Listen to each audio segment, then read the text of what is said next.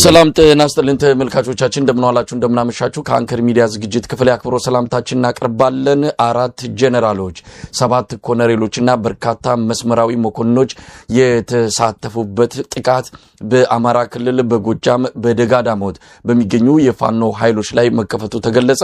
ሶስተኛ ቀኑን በያዘውና ልዩ ትኩረት በተሰጠው በጄኔራል ማምር ተሰማ የሚመራው ተልእኮ በዋናነት ፈረስ ቤትን ለመቆጣጠር እንደሆነ ተመልክቷል። እስካሁን ባለው መረጃ ፋኖች የመጣባቸውን ጥቃት በመመከት ያገዛዙ ኃይል ላይ ከፍተኛ ኪሳራ ማድረሳቸው ተመልክቷል። የአማራ ብልጽግና ምስለኔ አስተዳደርን በደጋዳሞት እግሩን ለመትከል ያለመ ተልእኮ ወስዶ ሲንቀሳቀስ የነበረው የአብይ አህመድ ሰራዊት በወታደርም ሆነ በቁስ ደረጃ ከፍተኛ ውድመት እንደደረሰበትም ይነገራል። ያገዛዙ አንዳንድ መገናኛ ብዙሃን ፈረስ ቤትን መንግስት መቆጣጠሩን እየገለጹ ይገኛሉ። ሌሎች መረጃዎችንም ይዘን መተናል።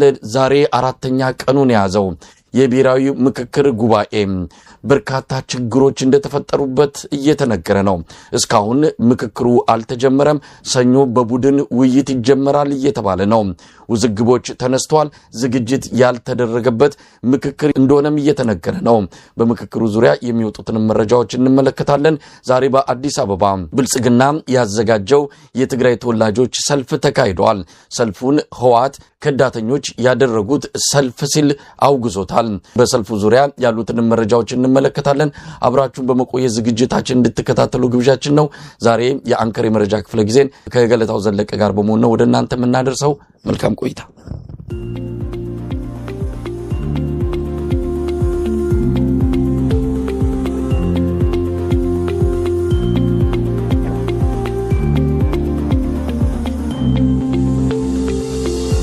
ጤና ይስጥልን ገለታው። ጤና ይስጥልን መሳይ፣ እንዴት አደርክ? እንዴት ሰነበትክ? እንዴት አለ? ዛሬ በርካታ መረጃዎች ወጥተዋል። ቀደም ሲል ያነሳዋቸው አሉ። እንደው በፋኖ ዙሪያ ያሉት ላይ አጠር ያለ አስተያየት ሰጥተን ወደ ሌሎቹ በስፋት ወደምንመለከታቸው ጉዳዮች እንሄዳለን። እንግዲህ 4 ጄኔራሎች ናቸው በዚህ ስምሪት ላይ በአዛዥነት የተሰማሩት። እንደሰማነው ከሆነ ሌተናል ጀነራል ማምር ተሰማን ጨምሮ የጎጃም ኮማንድ ፖስት አዛዦች ሜጀር ጀነራል ተስፋዬ ረጋሳ እንደዚሁም ሌሎችም የተካተቱበት 7 ኮሎኔሎች የሚመሩት መጠን ሰፊ ተልእኮ የወሰደ ዘመቻ ነው እየተካሄደ ያለው። በዋናነት ደጋዳሞት ወረዳ ፈረስ ቤትን ለመቆጣጠር እንደሆነ ነው የሰማነው። 3ኛ ቀኑን ይዟል። በታንኮች በሜካናይዝድ ኃይል የታገዘ መጠን ሰፊ ውጊያ ነው እየተካሄደ ያለው። ገለታው እንግዲህ በአዲስ አበባ ምክክር ተቀምጫለሁ የሚለው የአብይ አህመድ አገዛዝ እንዲህ አይነቱን ጦርነት በከፍተኛ ኃይል ስምሪት እያከናወነ እንዳለ ነው የሰማነው። እንግዲህ 3ኛ ቀኑን ይዟል። እስካሁን ባለው መረጃ መሰረት ፈረስ ቤትን ለመያዝ የሚደረገው ትንቅንቅ እንደቀጠለ ነው። ተቆጣጥረነዋል የሚልም መረጃ እያወጡ ነው። የአንከር መረጃ ምንጮች እንዳረጋገጡት ከሆነ ግን እስካሁን የፈረስ ቤት ከተማ በፋኖ ቁጥጥር ስር እንደሚገኝ ነው። እንዴት አየው? አሁንም እንከር ያለ ውጊያ ነው እየተካሄደ ያለው። አሁን ከልምድ እንዳየነው በተለይ በዚህ በአማራ ክልል የሚደረግን ጦርነት፣ ትግራይ አካባቢ የሚደረግን ጦርነት፣ ኦሮሚያ ውስጥ የሚደረግ ጦርነቶች የሆነ ከባቢ ይፈልጋሉ መሳይ እና በዛ ውስጥ ተሸፍኖ ኦፕሬሽን ሲያደርጉ እናያለን። እና በተለይ ይሄ ምክክሩን አሁን የተጀመረውን ምክክር ማደናገሪያ አድርገው ቴሌቪዥኑን የውጭ ግንኙነቱን በሙሉ በዛ ኢትዮጵያ እየመከረች ነው የሚል እንትን ብለው፣ በሌላ በኩል ግን አማራ ላይ እንደዚህ አይነት እኩል ነው የጀመሩት። ተመልከት፣ 4 ቀን አይደለም የሆነው ምክክር ኮሚሽን ጀመረ ተብሎ እኩል እዛ ላይ ደግሞ ልዩ ኦፕሬሽን ተጀምሯል።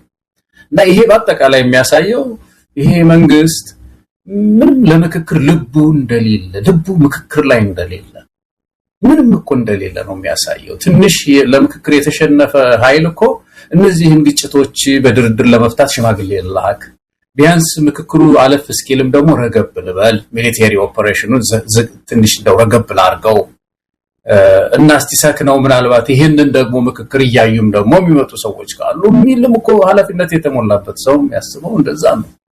ነገር ግን እኩል ነው የሚያስኬደው ምክክር። እዚህ አዳራሽ ይካሄድ፣ በሌላ በኩል ደግሞ እዛኛ ጦርነት እናካሄድ ነው የሚል ነው። ትግራይም ይቀጥላል። አሁን ትግራይም ያለው ዱብዱብ ለምሳሌ ዛሬ የወጣውን ሰልፍም ስናየው በአጠቃላይ በቀጣይ ደግሞ ይሄም አሁን 1 ወር አይደለም ይቆያሉ የተባሉት እነዚህ ምክክሩ፣ ትግራይም ጦርነቱ ይቀጥላል። ስለዚህ በዚህ አይነት የተዘበራረቀ ሁኔታ ውስጥ በእንደዚህ አይነት በጣም አሳፋ አሳፋሪ ታሪክ ውስጥ ነው ያለው በጣም አሳፋሪ ይሄንን ቅዱስ ነገር ይሄንን በጣም የተባረከ ምክክር ብለን ኢትዮጵያን ሁሉ ስንጠብቀው የነበረው ምዕራፍ እንደዚህ አድርጎ አበላሽው ኢትዮጵያን መቆጣት አለብን ብዙ ጊዜ እንዳልነው መሳይ ኢትዮጵያን መቆጣት አለብን በየቦታው ፋኖ ትግል አዲስ አይሆንበትም ይሄንን የአማራ ህዝብ ትግል መሯል በጣም መሮታል ስለዚህ ተደራጅቷል ተጠቆ ኃይሎች ጨምሯል ፋኖም ተጠናክሯል ከሌሎች ጋር የሚያደርገው ግንኙነትም ጨምሯል ስለዚህ የሚያመጡት ነገር የለም ያው ይመታሉ ግን አጠቃላይ ሀገሪቱን በመበጥበጥ ላይ ያለ መንግስት ነው ምክክር ውሸት ነው ማሳይ ገለታው እንግዲህ የደጋዳሞቱ ፈረስ ቤት የሚካሄደው ውጊያ መጠኑ ሰፊ ስለሆነ አገዛዙም ያለ ሌለ ኃይሉን ያሰማራበት በመሆኑ እንጂ በአማራ ክልል አሁንም በበርካታ አካባቢዎች ውጊያዎች እንደቀጠሉ መሆናቸውን የሚያሳዩ መረጃዎች ወጥተዋል ዛሬም በራያ ቆቦ እንደዚሁ ከፍተኛ ውጊያ መደረጉን የሚያሳይ መረጃ ነው የመጣልን በትላንትናው ዕለትም ጎንደር እንደዚሁ በአገዛዙ ኃይልና በፋኖች መሃል ውጊያዎች መደረጋቸው ተመልክቷል አብዛኞቹ አካባቢዎች ላይ አገዛዙ የሚያደርገው የማጥቃት እንቅስቃሴ ነው እንግዲህ በክረምቱ ፋኖና ሌሎች ኃይሎች ተባብረው ጥቃት ይከፍቱብኛል በሚል ከወዲሁ የማኮላሸትና ዘመቻቸውን ሳይጀመር የማጨናገፍ ተልዕኮ የወሰደው የአብይ አህመድ ሰራዊት በተለያዩ አቅጣጫዎች ነው በፋኖች በተቆጣጠሩባቸው አካባቢዎች ጥቃት እየከፈተ ያለው እስካሁን ባለው መረጃ በሁሉም ቀጠናዎች አገዛዙ የተሳካ ኦፕሬሽን ማድረግ አልቻለም የሰኔ 30ም ቀነ ገደብ አልፏል እስካሁን ድረስ የብልጽግና ምስለኔ አስተዳደሩን እግር ለመትከል የተደረገው ጥረትም ሙከራም መክሸፉን ነው ለማረጋገጥ እየተቻለው እንግዲህ በአዲስ አበባ የትግራይ ተወላጆችን ሰልፍ እንዲያደርጉ በተለያዩ አማራ አካባቢዎች ደግሞ በውጊያ የጠመደበት ሁኔታ ያለ በአዲስ አበባ ደግሞ ምክክር ብሎ የከሸፈ የሚመስለው ሂደት ተጀምሯል እንዴት እየተከታተልከው ነው ገለታው ረቡለት ሲጀመር የአብይ አህመድ በዓለ ሲመት ይመስል ነበር እንደተባለውም አልቀረም ዝግጅት ያልተደረገበት ውዝግቦች የተፈጠረበት እንኳን ምክክር ሊመስል ቀርቶ የአንድ ክፍለ ከተማ ጉባኤም ደረጃ በማይመጠን መልኩ ነው እየተካሄደ እንዳለ የሚነገረውና እንዴት እየተከታተልከው ነው በአጠቃላይ በጣም ብዙ ሰው ይከታተለዋል መሳይ እና ይሄ ምዕራፍ መበላሸቱ በተለይ አሁን ምርጫ ብዙ ጊዜ ይበላሻል እንደምናውቀው ይሰርቃሉ ምርጫ በየ5 አመቱ ምርጫ እናደርጋለን ብለው ያታልላሉ የተለመደ ነገር ነው ግን ህዝብ ሌላው ተስፋው እንግዲህ ምክክር በተለይ ከፍተኛ ኪሳራ ውስጥ የገባ ህዝብ ምርጫን ተስፋ ያደርገውም ያው መንግስት መጥቶ ያታልሉኛል ብዙ ጊዜ ብሎ ያስባል ስለዚህ ይሄ ኤክስትራ ጁዲሻሪ የሚባለው ወይም ደግሞ ከህገ መንግስት ውጪ የሆነ መተሳሰሪያ መርሆችንም ሊነካካ የሚችል ፋንዳሜንታል የሆነ ቼንጅ ለውጥ ሊያመጣ የሚችል ምክክር ነው ተስፋ የሚያደርገው እና እኛ ሀገር ትልቅ አሳዛኝ ታሪካዊ ነገር ይሄ ምዕራፍ ነው የተበላሸው ይሄን ምዕራፍ ገና ሲያቋቁመው ጀምሮ ብዙ ጊዜ ተነሳ መቼም ብዙ ሰው ማስተያየት ሰጠበት መሳይ አድማ ተመልካቾችን አናሰለችም ሲነሳ ገና ጣሉት ምክክር የሚለውን ስሙን ሁሉ አጠፉት አሁን ስሙ ራሱ መቀየር አለበት ሌላ ስም የሚሰጠው ጥሩ ሰው በተገኘ ጥሩ ነበር አሁን ምክክር የሚለውን ስም በውስጣችን በልቦናችን መጠበቅ እንድንችል ሌላ ስም መስጠት አለበት አሁን ኢትዮጵያ ውስጥ ያለው ምክክር አይደል ባለፈው አንስተን ነበር መሳይ በሁለት መንገድ ነው ምክክር የሚካሄደው አንዱ የክራይሲስ ማኔጅመንት የሚባለው ለማስተካከል ነው ግጭት ይደርስባቸውና ለማስተካከል ምክክር ያደርጋሉ ብዙ ሀገሮች አድርገዋል ሁለተኛው በጣም መሰረታዊ የሆኑ መርሆችን ለመንካት ነው የስቴት ሶሳይቲን ግንኙነት ሳይቀር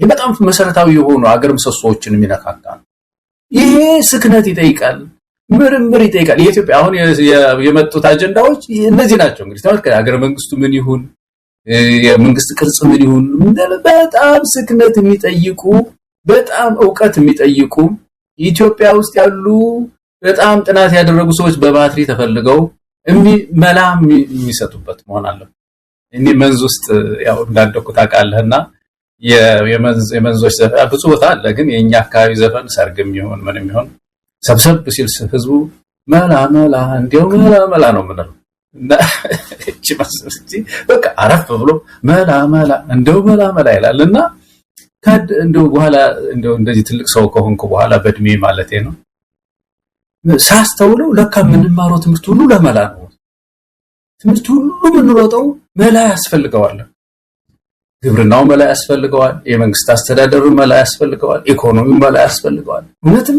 መላ እና ያንዱ መላፈል መፈለጊያችን ይሄ ምክክር ምዕራፍ ነው እና አሁን ብልሽሽት አደረጉት። ተመልከቱ። አሁን እንግዲህ የዚህ ምክክሩ ዓላማ የነበረው ኢትዮጵያ ውስጥ የምክክር ዓላማ የነበረው ኮንፍሊክቲንግ ድሪምስ የሚሏቸው ወይም የሚጋጩ ህልሞች ያሉባት ምድር ናት ነው።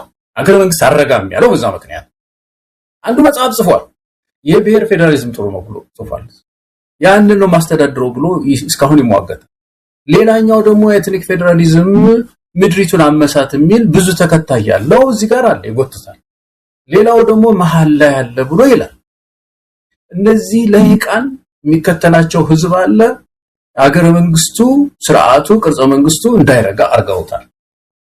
አሁን ምንድነው የምክክር ዓላማ? እንግዲህ እነዚህ መተው ይወግቱ ነው አይደለም? እስቲ መታችሁ መካከለኛ መንገድ ፈልጉ እኮ ነው። ፕሮፌሰር መራራ የጻፉት መጽሐፍ ይስራሉ ማዚያዛ ውስጥ እንግዲህ ተመልከት። አሁን ስንት ነገር ደክመዋል። ስርዓቱን ሲተቹ የነበሩ ሰው ናቸው። እንደው ለምሳሌ ነው ያነሳዋቸው መሳይ ሲተቹ የነበሩ ሰው ናቸው። ሚሉት አላቸው። እኛ አንደግፈው ሌላ ጉዳይ ነው። በዚህ ምድር ላይ ጥርሳቸውን ከነቀሉ በኋላ በአክብሮት ነው የምንለው እድሜያቸው እስከዚህ እስካለ ድረስ በሚሉት ላይ ባንስማማ ያሉት ነገር አለ፣ የጻፉት አለ። ሌሎች ወገኖቻችንን እንጥቀስላል ልቅ የተማሩ ሰዎች እነሱ ደግሞ የብሔር ፖለቲካው በዚህ ነው ብለው ጽፈዋል። ህዝብ ይከተላቸዋል። አንቂዎች አሉ፣ የፖለቲካ ሰዎች፣ የፖለቲካ ፓርቲዎች አሉ። እነዚህ የሚጋጩ ህልሞች ቁጭ ብለው ተሟግተው መላ ያመጡ እንደሆነ ነበር የምክክር ዓላማው ይሄ ነው። አሁን በሙሉ እነሱን ከደጅ አስቀርተው ድግስ ደገሱና እነዚህ ሰዎች ተመሳሳይ ሰዎች እንደውም በውክልና ነው የምናመጣው ብለው ቁጭ አደረጉ። ተመልከት። እንደው መጨረሻ ላይ መሳይና አንተ ደግሞ ትጨምርበታለህ። አጀንዳ ስትራቴጂያቸው ተመልከት። አሁን አጀንዳ ሲሰበስቡ ጮሃናል። ብዙ ጊዜ ታስታውሳለህ መቼም ብዙ ጊዜ አስተናዋል እኮ መሳይኛም እና እነዚህ ሰዎች አጀንዳ አሰባሰባቸውስ ምንድነው? በአጀንዳው ላይ ሰው ምንም አይልም። ምንድነው ጥያቄ ያለ ይበል። ሰበሰቡ 4000 ነው እንግዲህ 4000 ጥያቄ ሰበሰቡና አሁን ደግሞ 4000 ሰው ሰብስበናል። 4000 ሰው ደግሞ በጣም ነው የምናደርገው። 500 ሆነ ተቀመጣለህ እና እናወጣልሃለን። ይሄ እኔ በዚህ ላይ ነው ሐሳብ ያለኝ፣ ይሄን አላቀው። ለምሳሌ ሃይማኖት ጉዳይ ብትጠይቁኝ ምንም አይገባኝም። በምን መንገድ ይቻ ሀገሪቱ የሃይማኖትና የመንግስት የህዝብና የሃይማኖቶችና የሃይማኖቶች ትስስር በምን መንገድ ይስተካከል የሚለው ለማለት ምንም ሐሳብ የለኝም።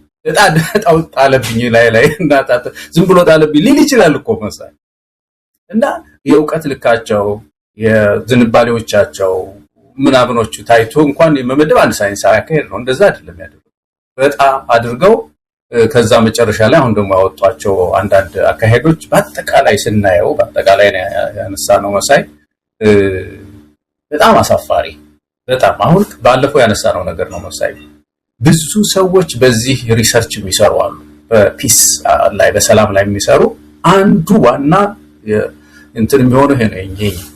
መሳቂያም መሳቂያ ያደርጉ ገለታው እንደው አጠቃላይ ሂደቱን በተመለከተ ነው እንግዲህ በየቀኑ እያነሳነው ነው። እኛም አጀንዳ አድርገነዋል። አጀንዳ ስናደርገው ግን የአብይ አህመድን ቲያትር ለማድመቅ የአብይ አህመድን ተውኔት እንደዚሁ አብሮ ድምቀት ለመስጠት አይደለም፣ ግን እግር በእግር እየተከታተሉ ማጋለጥና ህዝቡን የሚያደናግሩበትን አቅጣጫዎች በመለየት ለህዝቡ ትክክለኛው መረጃ ማድረስ ነው።